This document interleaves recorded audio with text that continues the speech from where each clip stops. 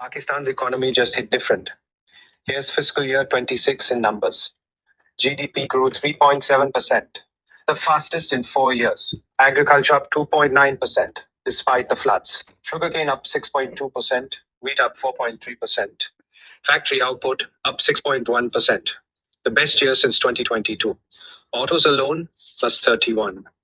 Services exports hit $9 billion, up 17%, with IT leading the charge. Overseas Pakistanis sent home a record $41.6 billion. So the current account is in surplus for the second year running. Reserves $18.4 billion, 6 times the 2023 low. And the rupee got stronger, 2% full stop. The policy rate halved from 22% down to 11.5%. The deficit shrank to 0.7% of GDP, and public debt is falling.